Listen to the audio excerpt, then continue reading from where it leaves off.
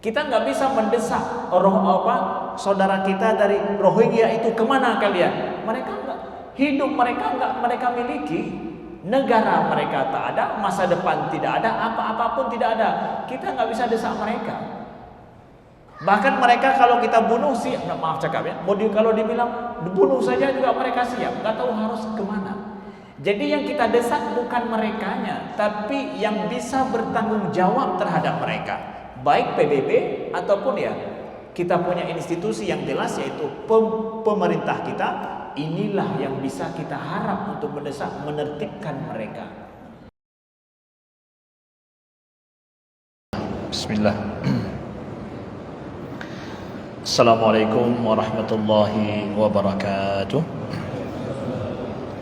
Alhamdulillahirabbil alamin, nahmaduhu wa nasta'inuhu wa nastaghfiruhu wa nastahdihi wa na'udzu billahi min shururi anfusina wa min sayyiati a'malina, may yahdihillahu fala mudilla lahu wa may yudlil fala hadiya lahu. Asyhadu an la ilaha illallah wahdahu la syarika lahu wa asyhadu anna Muhammadan 'abduhu wa rasuluh. Allahumma salli wa sallim wa barik ala sayyidina Muhammadin wa ala alihi wa sahbihi wa sallim. Subhanaka la ilma lana illa ma 'allamtana innaka antal alimul hakim. Allahumma 'allimna ma yanfa'una wanfa'na bima 'allamtana wa zidna 'ilma. Rabbana innana amanna faghfir lana dhunubana wa qina adzabannar. Amma ba'du. Ahibati fillah, saudaraku seiman dan seakinah yang Allah muliakan, Allah sayangi dan Allah rahmati selalu. Alhamdulillah, Allah berikan kesempatan kita berkumpul kembali ya, di masjid yang mulia ini. Kita sama-sama kita meniatkan i'tikaf di masjid, sama-sama kita meniatkan untuk menunggu salat Isya, dan sama-sama kita meniatkan untuk menuntut ilmu. InsyaAllah beberapa saat waktu kita di masjid, InsyaAllah Allah tuliskan sebagai bagian daripada amal ibadah kita bersama. Amin ya rabbal alamin. Saudaraku yang Allah muliakan, tanpa terasa atau sangat terasa sekali bahwa penghujung tahun 2023 sudah di depan mata kita. Tinggal 2 hari lagi secara penanggalan manusiawinya kita akan meninggalkan tahun 2023 dengan penuh luka dan pilu. Kita tinggalkan tahun ini menghadapi tahun baru 2024 dengan juga memulai dengan penuh luka dan pilu ya. Perang yang di Gaza, saudara kita sampai saat ini belum reda ya. Korban terus berjatuhan daripada saudara kita para syuhada di Gaza. Dan begitu juga ada di kita di Indonesia ya, ada harapan ya, ada harapan lain atau harapan baru akan ada acara ataupun pelaksanaan pemilu yang kita hadapi bersama tahun 2024. Semua kita berada dalam agenda besar ya. Boleh jadi perubahan umat, kebaikan yang lebih baik ke depan, dan ini merupakan suatu hal yang baik dalam kehidupan sebuah bangsa ketika ada sebuah kesempatan baik ada di depan mata. Ini suatu hal yang baik dalam perkembangan kehidupan suatu bangsa.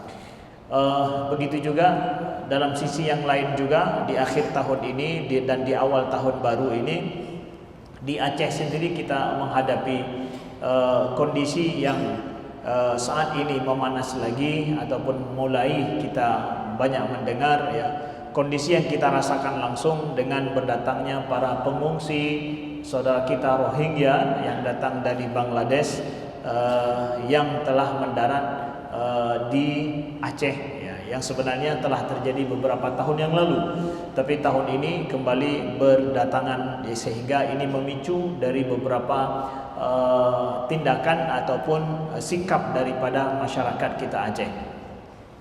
Nah, dalam hal ini kami ingin sedikit berbicara dalam lingkup ya, karena ini berhubungan langsung dengan kondisi kita masyarakat Aceh, terutama adalah tentang masalah kasus saudara kita Rohingya. Tapi kami ingin tegaskan sedari awal bahwa kami bicara dalam hal ini adalah secara independen, tidak ada tendensius apa-apa, tapi ingin supaya kita berbicara fadzakir fa inna dzikra tanfa'ul mu'minin, ya, berikanlah peringatan karena peringatan itu bermanfaat bagi orang-orang mukmin, ya. Kemudian juga wa ta'awanu 'alal birri wat taqwa, mari kita tolong-menolong dalam amal kebaikan dan dalam berbuat amal ketakwaan kepada Allah Subhanahu wa taala. Dan juga kami memberi judul pertemuan kita adalah tentang pengungsi Rohingya dan sikap kita terhadap mereka. Yang akan kami jelaskan di sini adalah pemahaman kita tentang masalah Rohingya itu adalah 80% daripada tindakan. Jadi kalau ditanya Ustaz, apa harus kita buat? Bertindak apa? Tunggu dulu, 80% sebelum bertindak memahami masalah itu lebih penting sebelum kita bertindak. Kalaulah setelah ini kita memahami masalahnya tapi enggak buat apa-apa, itu oke. It's okay. Itu bagus. Kamu ho masalah ka hanan bubuk apa golong jit bubuk apa kajut cik daripada tak bubuk tipu masalah hanan ho, daripada kita melakukan sesuatu tapi masalah belum tahu. Nah, jadi memahami akar masalah ini adalah sangat penting. Nah, saudaraku yang dimuliakan Allah, kami ingin sampaikan ada kesan pertama kami kembali kepada tahun 2003 pada saat kami melaksanakan ibadah haji dulu tahun 2003. Kami ketika duduk di Masjidil Haram itu sambil menunggu solat, duduk bersama dengan muslimin di sana. Pada satu saat saya duduk bersama dengan, saya pikir ini orang Bangladesh atau orang India. Setelah itu saya bicara ngomong, dia bisa berbahasa Melayu. Saya pikir dia berbicara bahasa Arab saja, tapi bisa bahasa Melayu. Kemudian saya tanya, kamu dari mana? Dari India. Dia bilang bukan. Dari mana juga? Saya dari Burma. Saya terkejut, dari Burma. Belum terpikir daripada saya kalau orang Burma itu ada yang mirip seperti orang India. Saya pikir semuanya orang Asia yang sifatnya adalah seperti Indochina. Dia jelaskan bahwa kami dari suku Rohingya, kami tinggal di kawasan Burma, kami asli orang Burma katanya. Saya setengah tidak percaya karena tidak tahu itu masalah, ya. Dan dia sebutkan, saya sudah lama tinggal di Mekah, dulunya saya di Malaysia, kemudian saya hijrah tinggal di Mekah dan saya sudah menjadi penduduk Mekah, dia bilang. Itu awal saya mendengar kata-kata Rohingya 2003. Nah, yang saya tidak percaya pada saat itu, hampir tidak percaya kalau mereka orang Burma, karena menurut pikiran saya orang Burma itu bukan seperti itu, ya. Nah, begitu awal kisah mula saya punya kontak hubungan nama Rohingya pernah saya dengar secara pribadi. Baik, saudaraku yang dimuliakan Allah, Rohingya ini secara sejarah sedikit yang kita baca, yang dituliskan adalah bahwa mereka dulu memiliki kerajaan di Burma itu, ya, kerajaan Islam bahkan, ya, karena mereka adalah notabene-nya adalah muslimin Sunni lagi, bukan Syiah, ya, muslimin Sunni mereka. Jadi ketika Burma dan sekitarnya dikuasai oleh Inggris pada saat itu, ya. Nah, pada saat Inggris berkuasa, banyak orang-orang Buddha yang pro terhadap Inggris itu membantai saudara-saudara kita di Rohingya pada saat itu. Diperkirakan ada 100.000 lebih bahkan yang menjadi korban pembantaian pada saat kolonialisme Inggris berkuasa di tempat itu. Sampai akhirnya pada tahun 1948 merdekalah Myanmar ini atau Burma. Nama awalnya Burma, sekarang berganti menjadi Myanmar. Ini merdeka. Pada saat negara ini merdeka dari Inggris menjadi negara nasional, ya, mereka tidak mengakui suku Rohingya ini yang telah lama meninggali di tempat itu sebagai suku yang punya hak sama dengan orang-orang etnik lain yang ada di Burma ataupun Myanmar. Sampai pada diselesaikannya undang-undang kewarganegaraan 1982, mereka tidak masuk, sudah berabad tinggal di tempat itu. Yang kita tahu Burma itu langsung berbatasan dengan Bangladesh. Nah, jadi Jadilah mereka salah satu etnik besar di dunia yang tidak mendapatkan pengakuan kewarganegaraan. Tidak ada pengakuan kewarganegaraan secara resmi daripada Burma itu sendiri. Nah, ini menjadi akar masalah besar di dalam bagi mereka pada abad ke-20 pada saat terbentuknya negara-negara secara nasional itu. Lalu saudaraku yang dimuliakan Allah, sering karena tidak ada pengakuan terhadap mereka, maka seringlah terjadi konflik antara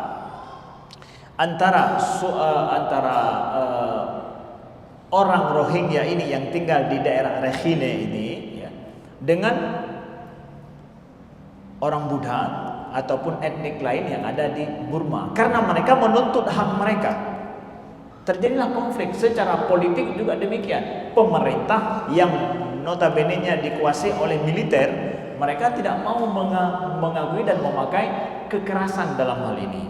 Dari sisi orang Rohingya menuntut hak, dari sisi sana menolak. Tadilah kontra terus, ribut terus menerus. Nah, sampai akhirnya yang kita tahu pada awal abad 20 ini, awal abad 21 ya, mulai dari 2012, 2017 kembali kita melihat pembantaian terhadap mereka muslimin di Rohingya ini, yang akhirnya mereka pada awal abad 21 ini, pada saat kita saat ini mengetahuinya, terjadi gelombang pengungsian besar-besaran mereka dari Burma menuju ke Bangladesh ya, yang saat ini ada sekitar 1 juta orang Rohingya ya, yang mengungsi dari daerah Rakhine itu menuju ke Cox's Bazar ya, ataupun di daerah wilayah Bangladesh untuk menyelamatkan diri dari pembantaian yang terjadi di sana. Betul-betul terjadi pembersihan etnik sebagaimana disebutkan oleh PBB itu sendiri, bahwa ada usaha ke arah situ. Bayangkan ini, mereka jadilah sekarang disebut dengan daerah di Bangladesh, daerah Cox's Bazar itu adalah tempat pemukiman saat ini mungkin terbesar ya di dunia, pemukiman sementara atau camp pengungsian terbesar di dunia untuk saat ini dengan fasilitas yang sangat minim sekali. Bangladesh terpaksa menerima ini ya, terpaksa mereka menerima ini, meminta bantuan kepada PBB. Tapi kondisi ini lambat laun harus ditanggung juga oleh Bangladesh. Bangladesh negara miskin, ibu kotanya Dhaka, itu miskin sekali negara ini. Ya, IPK kurang droi mentang hana. Payah pikir 1 juta umat manusia yang asal konflik yang tinggal di tanah mereka dengan sangat minim infrastruktur dan kebutuhan mereka. Sudah 6 tahun lebih mereka tinggal di tempat itu, di tempat yang sempit dan kecil. Nah, PBB melalui UNHCR dan IOM ya, berkewajiban secara dunia untuk membantu setiap pengungsi dimanapun di seluruh dunia. Tapi saat ini yang terjadi adalah ketika perang Ukraina terjadi, ini menurut analisis daripada analisis dunia menyebutkan bahwa ketika terjadi perang Ukraina dengan Rusia, bantuan UNHCR untuk pengungsi di sana minim sekali. Minim sekali. Karena kebanyakan yang banyak membantu adalah negara Eropa dan juga Amerika. Ketika mereka mikir untuk perang, jadi kebutuhan ini sudah tidak terpenuhi lagi, sudah minim sekali. Nah, kemudian apa yang terjadi pada manusia yang tinggal, pada 1 juta jumlah manusia tinggal di sebuah area yang sempit itu, sudah 6 tahun lamanya. Nah, yang terjadi saat ini ya, menurut pemberitaan dan juga yang kita tahu pada beberapa waktu yang lalu, pada awal tahun ini bulan Maret itu terjadi kebakaran di tempat itu yang sampai akhirnya ada sekitar 50.000 dari 1 juta ya, 50.000 kan 50.000 50.000 cuma 50.000 kehilangan kemah tempat mereka, nggak ada tempat tinggal, terjadi kebakaran besar ya, bisa dilihat pada bulan Maret itu. Nah, kebakarannya bukan masalah, itu permasalahan kecil kebakaran di tempat itu, tapi masalah besar di sana adalah bahwa terjadi di sana muncul geng-geng ya. Terjadi ada geng-geng yang berkuasa di sana. Setidaknya geng yang terkenal di sana itu ada 3. Yang pertama adalah Arakan Rohingya Salvation Army. Ada tentara penyelamatan Rohingya. Ada pakai senjata mereka, sudah ada, disingkat dengan ARSA. Kemudian ada lagi Rohingya Solidarity Organization. Ada lagi Munna Gang ya. Ini mereka bersenjata itu di tempat itu. Orang sedang berkonflik, memang hidup mereka tidak stabil. Kemudian karena tidak ada harapan ke depan mereka seperti apa, akhirnya muncullah geng yang bekerja sama dengan geng-geng dari luar yang yang merupakan mafia sabu-sabu dan yang lain-lainnya dengan geng dari Bangladesh. Jadi dalam 1 juta orang di sini dengan geng yang berkuasa itu, mereka menculik orang untuk kemudian diminta untuk ditebus. Gengnya perang dengan geng, saling menculik satu sama lain. Yang netral, tidak ada yang membela. Hukum yang terjadi tidak ada hukum, bukan hukum negara, tidak ada hukum negara, tapi hukum perampokan, hukum hutan yang terjadi di sana. Jadi geng itu bebas, mereka membuat bisnis, di antara bisnisnya adalah mafia drug itu obat-obatan sabu-sabu dan yang lain-lainnya. Kemudian juga penyelundupan manusia dan penjualan manusia. Nah, terjadi di sini berbagai macam bentuk kriminal yang bisa kita bayangkan terjadi di di tempat itu. Nah, sedangkan pemerintah Bangladesh mencoba untuk menangani permasalahan ini dan mereka tidak mampu. Kenapa? Untuk mempekerjakan jumlah polisi dan tentara yang banyak di situ, pemerintah tidak punya uang. Akhirnya berkuasalah seperti itu. Nah, ini yang menjadikan akhirnya tempat ini mengerikan dan tidak cocok tidak layak untuk hidup lagi. Udah kebakaran terjadi seperti biasa, kemudian infrastruktur tidak ada, ditambah lagi dengan bermacam geng mulai berkuasa di tempat itu satu sama lain. Nah, kita bayangkan. Ini saudaraku setidaknya yang terjadi di sana sebagaimana dituliskan oleh mereka-mereka yang sudah pergi ke sana dan dilaporkan secara dunia, boleh diakses permasalahan ini. Nah, jadi dengan demikian kita bisa membayangkan kondisi ini. Lalu datangnya mereka ke tempat kita di Indonesia dan Malaysia memang sudah menjadi harapan bagi penduduk atau pengungsi Rohingya di sana. Harapan masa depan mereka itu di 2 negara, Malaysia atau di Indonesia, seberang laut sana. Bangladesh tidak ada harapan, balik ke Burma mereka tidak mau, tidak ada harapan untuk balik ke sana. Maka meputar-putar haba di seluruhnya adalah bahwa syurga itu ada di, bayangkan bagaimana tempat mereka tinggal, syurga itu ada di Indonesia. Jadi berita sesama orang Rohingya di sana adalah Malaysia, Indonesia, orang Muslim, orang baik-baik. Jadi harapannya ada di sana. Jadi walau bagaimanapun harganya. Nah, jadi itu sudah menjadi impian mereka. Jadi walaupun jauh, mereka memimpikan untuk sampai ke Indonesia, disitulah keselamatan mereka, atau ke Malaysia.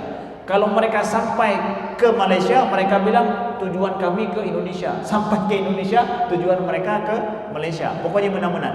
Ya. Nah, saudaraku yang dimuliakan Allah, ya. Dari sini kita lihat, alhamdulillah terungkap memang, polisi-polisi kita sudah banyak bekerja di sini untuk mengungkapkan ada upaya memang untuk menyeludupkan manusia ataupun disebutkan ada juga dengan human trafficking, menjual manusia. Itu salah satu penyebab juga yang akhirnya cita-cita mereka itu bisa tercapai. Bagaimana mereka bisa impian mereka sampai ke Indonesia dan ke Malaysia bisa tercapai? Diageni oleh agen-agen yang penyeludup ini. Karena mereka sudah punya impian. Ya, dengan cara ini, pokoknya sampai di Indonesia, sampai di Malaysia aman. Ada salah satu kawan kami yang bekerja sejak dari awal.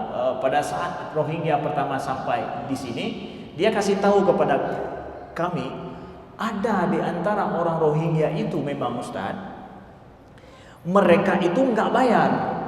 Pergi ke sini, ada di antara mereka nggak bayar, tetapi dibayar oleh geng di sana kepada pihak kapal. Ini orang ini sudah dibayar, ada 10 orang, 20 orang dia yang bayar. Yang nanti di sana ada yang ambil. Jadi mereka nggak punya apa-apa, dibayari oleh orang lain. Jadi mereka naik karena sudah ada yang bayar. Impian sampai ke Indonesia atau ke Malaysia. Dan kita bisa bayangkan sampai ke Indonesia dan ke Malaysia, misalkan siapa yang ambil? Mereka udah kosnya, udah modalnya sudah dikeluarkan di sana. Siapa dan apa yang akan dilakukan terhadap mereka di sini? Ya, bisa kita bayangkan kriminal mereka akan dijual dan dijadikan bermacam-macam, nauzubillahi min dzalik. Jadi sampai di tahap ini, sampainya mereka kita paham bahwa ini ada krisis global, krisis dunia yang akhirnya kita di Indonesia khususnya Aceh terseret dalam krisis ini. Yang tanpa kita sama sekali tidak mau akan terjadi krisis ini. Ya. Pada saat juga kita sedang memikirkan masalah negara kita, pemilu ke depan, ya. Ditambah lagi dengan kita juga tidak ada budaya atau sejarah menerima pengungsi luar negeri di tempat kita. Yang terjadi bagi orang Aceh adalah mengungsi keluar ada, tapi menerima pengungsi dari luar kita belum punya sejarah itu. Dan infrastruktur kita tidak memadai dan tidak mendukung untuk kita menerima pengungsi itu. Maka dari sini ingin kami sampaikan, saudaraku yang dimuliakan Allah, undang-undang negara Indonesia sendiri itu tidak ada. Indonesia tidak masuk dalam konvensi pengungsi dunia, tidak masuk di situ. Selama ini undang-undang di Indonesia hanya mengatur orang asing masuk keluar dari Indonesia secara normal, lewat pintu normal, pintu resmi. Tapi orang asing masuk ke Indonesia melalui pintu tidak resmi dan juga dalam kondisi seperti ini terpaksa, bagaimana negara harus melakukannya? Tidak ada undang-undang yang mengatur spesifik masalah ini. Aturan mainnya tidak ada. Nah, ini kita tidak ada. Jadi kadungno kananggro, kejadian yang aneh-aneh bisa terjadi seperti ini, undang-undang kita belum ada. Indonesia belum ada undang-undang. Jadi apa juga selama ini yang terjadi itu adalah memakai prinsip yang disebut dengan non-refoulement. Prinsip dunia ini, prinsip dunia yang dianut oleh bangsa-bangsa yang beradab, berperadaban di dunia, prinsip non-refoulement. Artinya apa? Seseorang secara kemanusiaan kalau dia mengungsi ke suatu tempat karena terancam hidupnya, maka negara yang berperadaban di suatu tempat tidak boleh mengembalikan orang ini ke tempat yang dia terancam hidupnya. Itu prinsip dunia itu. Namanya prinsip non-refoulement, ya. Jadi hanya memakai prinsip itu saja, tapi tidak ada aturan mainnya di negara kita tentang itu. Kita lihat bagaimana dimensi masalah Rohingya ini complicated bahasanya. Memang kompleks dia.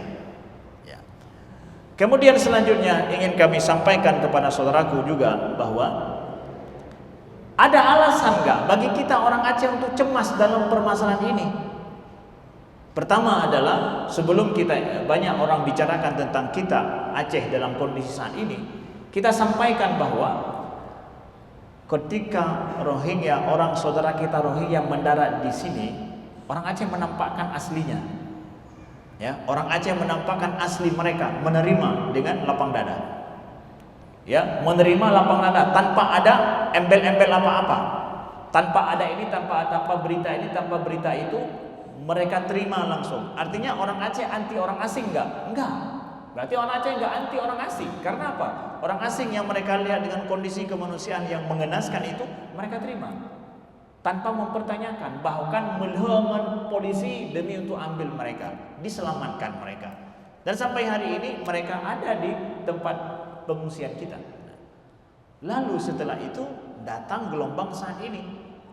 Artinya bahwa orang Aceh sudah punya pengalaman singkat tentang hidup bersama dengan orang Rohingya dan melihat bagaimana pemerintah mengatur masalah ini. Ya, jadi pengalaman orang Aceh di sini melihat ketika sudah ada Rohingya yang diterima di Aceh, lalu kelanjutannya seperti apa? Hanya mumpesi dakwanya pun nggak tahu juga masa depan orang Rohingya yang sudah ada dulu itu seperti apa, akan ditangani seperti apa. Orang Aceh juga tidak tahu itu. Masa depan mereka juga tidak tahu. Ketika masa depan bagaimana diperlakukan orang itu di tempat kita tidak pasti, orang Aceh juga menimbulkan rasa takut. Lalu kemudian ketika gelombang Rohingya ini datang lagi ke tempat kita, saat ini muncullah rasa ketakutan itu membesar di kalangan orang Aceh. Ini saya menjawab kenapa ada kawan-kawan yang tanya dari luar, kenapa masyarakat Aceh berubah pendapat ataupun berubah pikiran atau merasa aneh saat ini. Dulunya enggak kok ya. Ditambah lagi dengan jumlah pengungsi yang tidak pasti datang ke tempat ini. Faktor yang ketiga, terus makin trip makin lelaju. Ya. Kalaulah dibilang ini cuma jatah orang Aceh 2 kapal, 3 kapal, habis itu selesai, mungkin orang Aceh yang mikir-mikir juga nggak ada masalah. Tapi kalau terus menerus, ketakutan mulai timbul. Kenapa? Kita tidak punya infrastruktur untuk menerima pengungsi dari luar yang mereka kondisi seperti itu. Ada kecemasan daripada orang Aceh kalau ini terus menerus datang. Ketiga adalah karena tidak ada kepastian daripada pemerintah bagaimana harus diperlakukan. Lalu pemerintah kenapa enggak melakukan seperti itu? Saat ini kita pahami undang-undang yang mengatur itu memang juga tidak ada. Tambah lagi pembiayaan terhadap yang seperti ini tidak ada. Bicara kenegaraan pemerintah biayalah. Gubernur mau ngomong, bupati mau ngomong, oke bupati, oke gubernur, mau ambil, biayanya mana? Enggak ada, kosong. Hanya udah bocor. Tidak tahu mau ngambil dari mana. Kalau pemerintah ngomong ambil itu, nggak ada uang. Pemerintah pusat mikir apa sekarang? Tersedot semua dana untuk pemilu kita. So ikut. Siapa yang mau komentar tentang krisis Rohingya ini? Hanya ada baca. Gubernur mau ngomong, siapa mau ngomong? Nggak ada dana.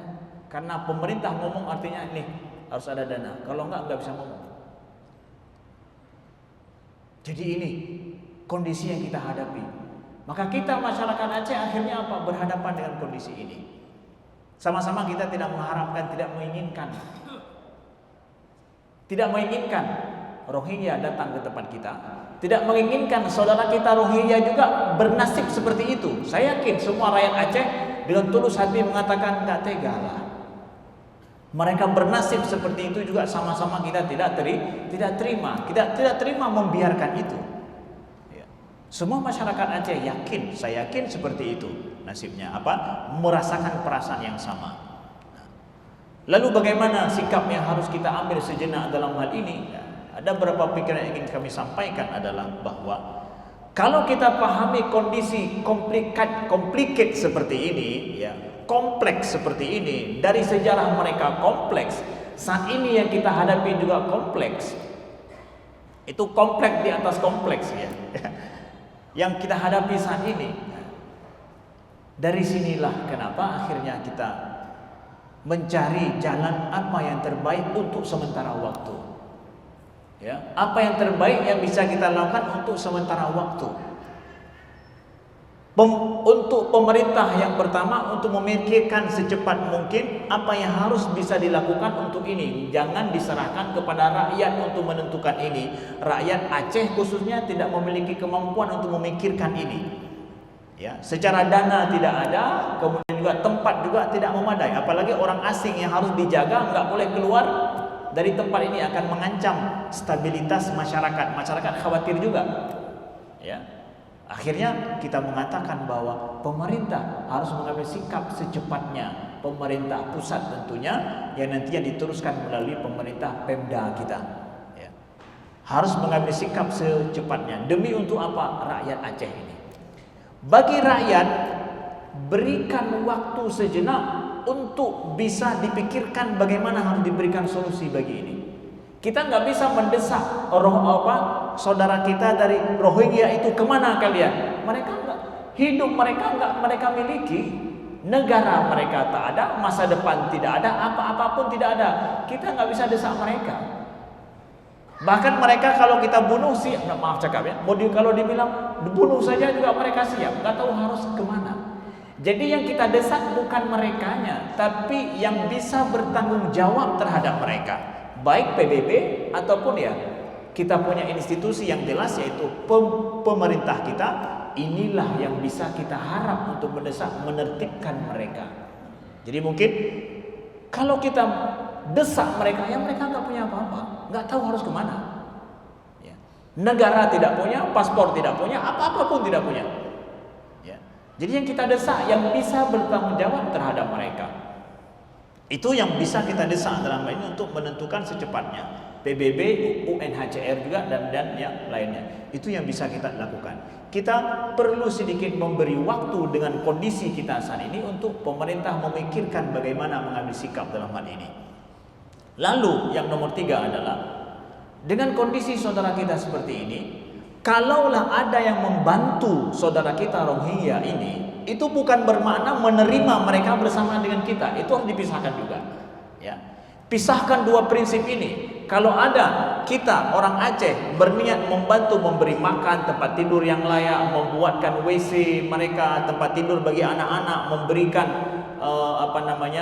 kebutuhan susu bagi anak dan yang lain-lain, ini bukan bermakna orang Aceh ini menerima mereka tinggal lama di tempat kita. Enggak. Ini harus dipisahkan, sebab ada mungkin sebahagian masyarakat menganggap bahwa kalau ada yang membantu mereka, berarti nanti akan datang lagi ke tempat ini. Kemudian kita akan menjadikan mereka akan siap menjadikan mereka akan lama tinggal di tempat kita. Enggak, pisahkan ini. Kita boleh tidak menerima mereka di tempat kita, itu hak kita. Boleh tidak menerima mereka.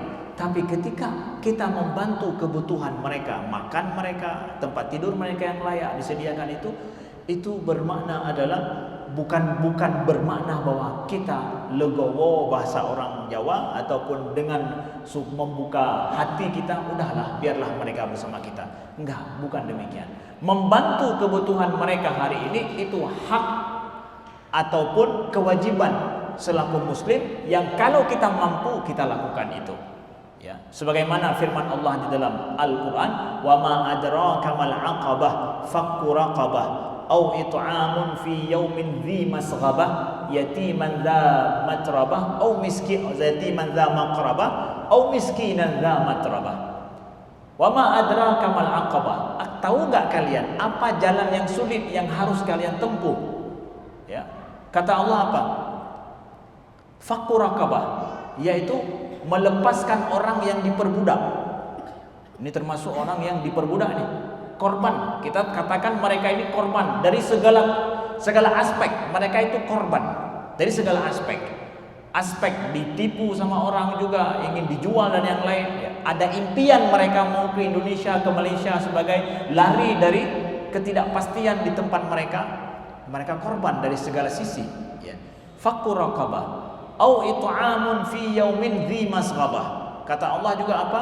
Memberi makan fi yaumin dzi masghabah, pada hari yang sangat kesulitan.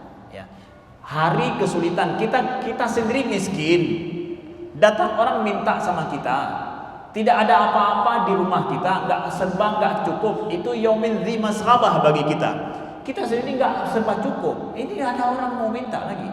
Maka memberi makan pada saat seperti itu yang Allah katakan, dan aqabah itu yang sedikit orang yang mampu melakukan itu. Tapi itulah Allah sebutkan. Ya.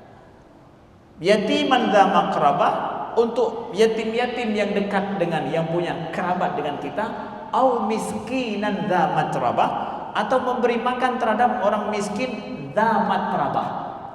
Miskin dza matrabah adalah orang miskin yang membalik-balik ngabai, orang miskin yang hidup dan tidurnya di atas tanah, nggak ada apa-apa. Memberi makan yang seperti ini juga aqabah, kata Allah. Ya, itu. Begitu juga dalam surat Al-Hajj Allah sampaikan,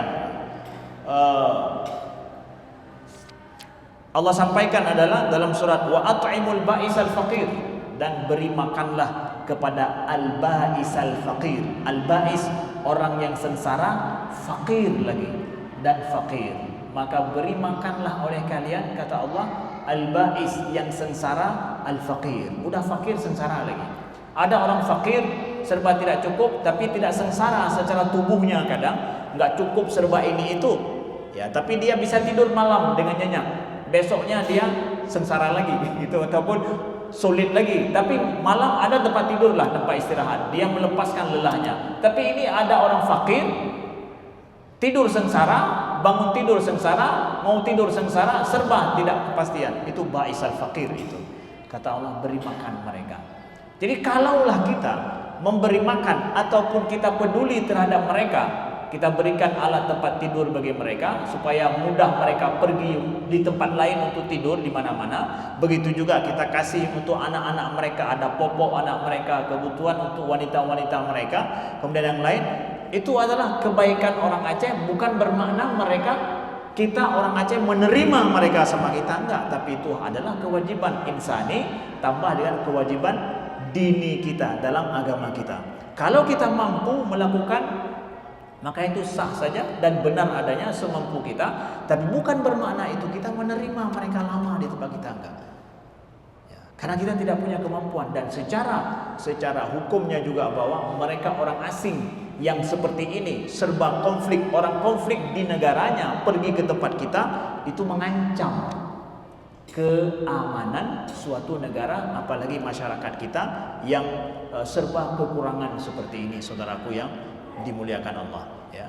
Jadi ini sedikit pandangan yang ingin kami sampaikan kepada kita semua, bahwa dari berbagai aspek dan sisi ini untuk kita pertimbangkan bersama, dan kita doakan mudah-mudahan, ya, saudara kita dari Rohingya ini, yang kita katakan mereka orang Muslim, orang Sunni, ya, mereka wajib untuk sholat juga setiap hari, ya, berarti perlu air bukan cuma untuk minum, mereka untuk sholat juga. Kita akan dipertanyakan juga, ketika dekat dengan kita, ada di samping kita, mereka tidak bisa sholat sehari-hari juga, ya. Begitu juga kondisi daripada anak-anak mereka yang kelaparan tentu juga akan dipertanyakan kepada kita, mau tidak mau, ya. Jadi akhirnya Ustaz daripada tanya desa talib mentong, ya, kiban je benar, ya, talib mentong. Kalaulah ada tempat di mana mereka bisa makan, bisa solat dengan baik, ayo sama-sama kita bawa ke tempat itu. Tapi kalau seandainya di tempat itu lebih tidak ada apa-apanya lagi, ataupun, ya, menyengsarakan mereka, nyo yang dan demikian. Jadi kompleks, saudaraku yang dimuliakan Allah. Jadi sebisa mungkin kita tidak tajam dalam terpegahaba, sebisa mungkin juga kita harus berpikir sejenak dulu, karena ini masalah bersama ini masyarakat Aceh. Yang di Sigli kita pikir, yang di Banda Aceh kita pikir, yang di Sabang kita pikir, ini masalah kita bersama. Saudaraku yang dimuliakan Allah, kita sepakat bahwa keamanan Indonesia, keamanan bangsa Aceh, rakyat Aceh, keamanan kampung-kampung kita juga, ini harus menjadi prioritas utama, ya. Karena masyarakat kita merasa terganggu karena ketidakpastian mereka itu kalau ditampung berapa hari. Saya yakin kalau seandainya masyarakat Aceh dibilang, "Nih berada di sini 1 bulan ya, setelah itu dipindahkan ke tempat ini." Saya pikir masyarakat Aceh sangat menerima itu. Hana masalah saya si beliau yang berangkat, pupu yang nang kamu juk gawanya. Karena kekhawatiran tidak pasti, mereka lari lagi. Kemudian ada ada mafia yang di belakang itu semakin membuat masyarakat merasa momok dan menakutkan bagi masyarakat ini. Saudaraku yang dimuliakan Allah, kita mendukung politik mereka-mereka yang menjadi penjahat yang mengeksploitasi saudara-saudara kita yang muslimin ini yang lagi konflik dan bermasalah, dieksploitasi untuk sebuah manfaat kehidupan secara materi. Nauzubillahi min dzalik. Sekian daripada kami, mudah-mudahan berguna dan bermanfaat. Aqulu qouli hadza wa astaghfirullah li wa lakum. Subhanakallahumma wa bihamdika asyhadu an la ilaha illa anta astaghfiruka wa atubu ilaika. Wassalamualaikum warahmatullahi wabarakatuh.